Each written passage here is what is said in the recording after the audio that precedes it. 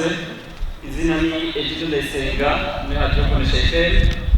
Ikibazo canje ca mbere ndacerekeza mu kirangantego byaje harimo imigenderanire y'Uburundi n'ayandi makungu.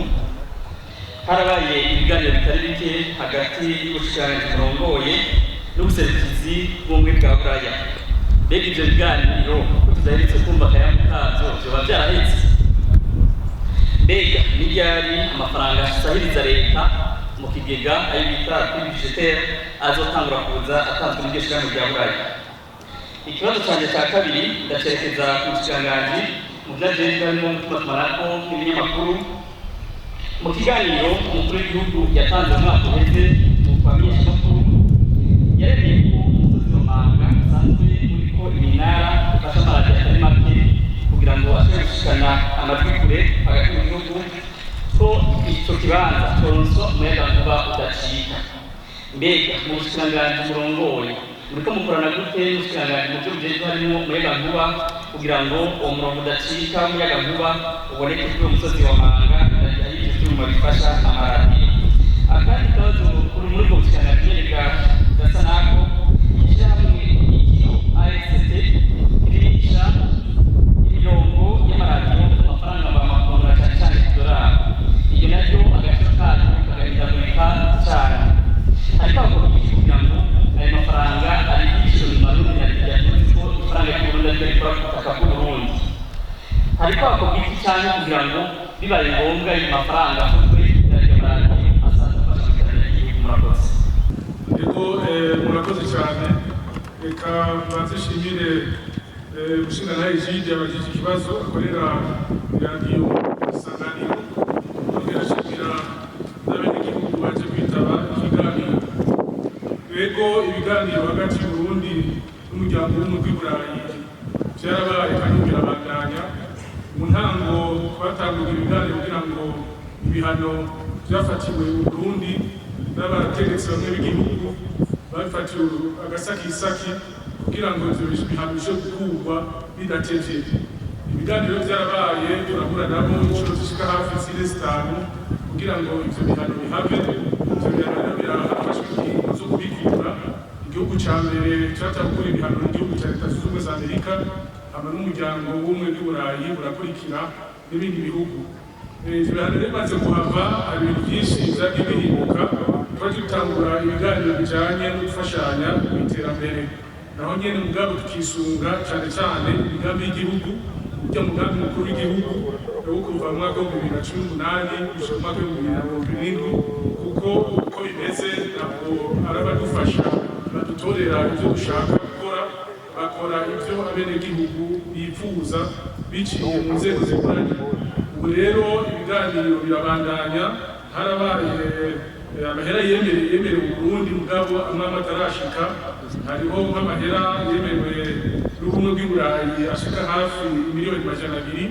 Ico gihe ni igihe nyir'icubahiro umukuru w'igihugu cacu c'Uburundi yari yagendeye igihugu c'Ububirigi hari i Bruxelles kugira ngo yifatanye n'abandi bakuru b'ibihugu baragiye mu nama ihuza ubumwe bwa Afurika n'ubumwe bw'i Burayi. Ayo mahera rero tuzoguma tuyakurikirana turebe ko bashobora kuyatanga.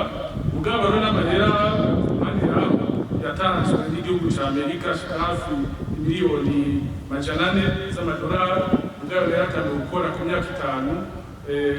Ku mwaka umwe yuko ari hafi amadolari miliyoni 80. Ivyo rero bimaze gukorwa kandi twarabona akarusho mu bijanye n'abakerarugendo baza ngaha mu Burundi wacu.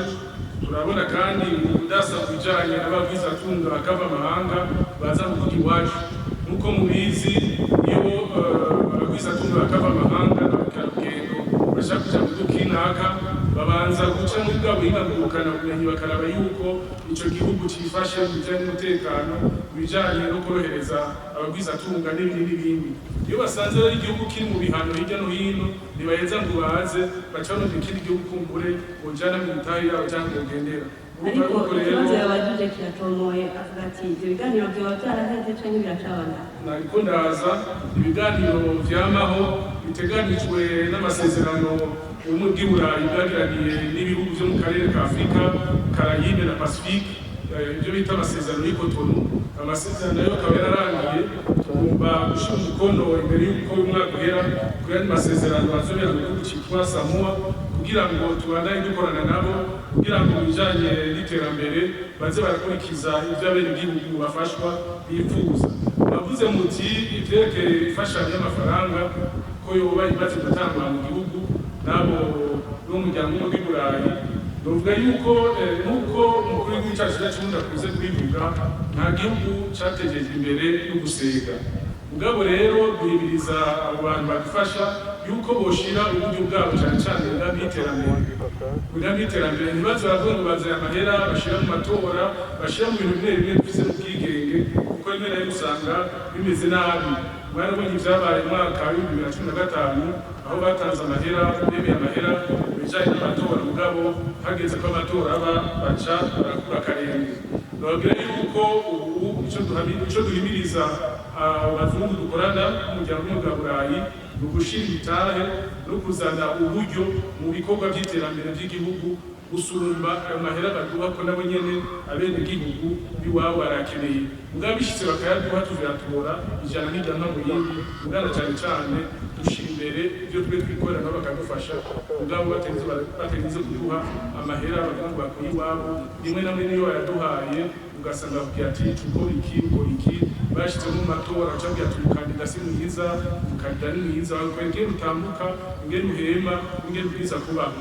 Tubwiza rero gukorana tukubahana kugira ngo amahera akore ico abenegihugu bashaka. Ivyo biganiro rero tubandanya burya turi ibiganiro kabiri mu mwaka bizobandanya turabwire twokorana ku buryo umwe wese aronka inyungu ziwe. Nimwibazire yuko ibihugu bidufasha tutabifise n'inyungu. Nta gihugu c'icana kihari. Uburundi nabwo nyene burafise ico guha ibindi bihugu bavyita gufashanya si ugufasha gusa biciye mu nzira imwe. Nkaba ndabashimiye murakoze. Ikindi kibazo cyabajijwe n'abanyakubahwa bamenyesha amakuru aho bavuze ko amaradiyo yorekurirwa amakuru amwe nico nongera ku nyishu yatanzwe na nyakubahwa umushikiranganji. Ico kumenya ni kimwe yatanze inyishu itomore cyane ariko ico nagire nongere ko ni kimwe uriko uramenyesha amakuru umenya yuko imbere y'uko ushikiriza ayo makuru hari ibindi byakozwe kugira ushobore gushikiriza ayo makuru. Iyo turiko turatanga amakori cyangwa amatagisi no kugira ayo makori n'amatagisi dutanga afashe muri ibyo bikorwa bindi bituma natwe muri ka kazi dukora tworoherezwa. Leta irondera itunga, leta ntabwo irondera gutunga, leta irondera amafaranga ikoresha ku neza y'abenegihugu mu kurangura ibikorwa byo guteza imbere igihugu no guteza imbere abenegihugu.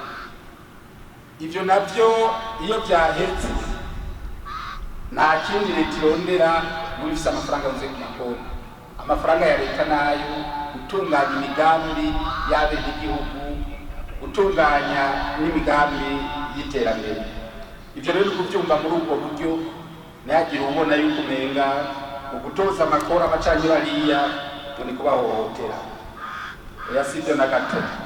Ikindi nagira nshikirize ni cyabajije kijanye n'ibisata usanga byategerezwa kuba biri hamwe mugabo ugasanga biri mu bushikiranganji bucanye buriya. Ico nagira nongere ko nikihe cyane bavuze ibijanye na tourisme kubera ko ari dusanga mu bushikiranganji bw'ubudandaji ibindi ugasanga biri mu bushikiranganji bujejwe yase ika mbere mo n'ibindi ugasanga biri mu bushikiranganji bujejwe ibidukikije. Ico nagira nshikirize ngaha ushaka kubona inyishu y'ikibazo no kuraba y'ubushikiranganji bufise bwavuye. Ubushikiranganji 15 bufise bwavuye mu bushikiranganji 23. Igihe rero ubushikiranganji bwaja hamwe hari ibibazo byabaye aho bagiye bafatanya ubushikiranganji ubu na buriya ibyo bisata byaraho bantu bikaguma aho nyine.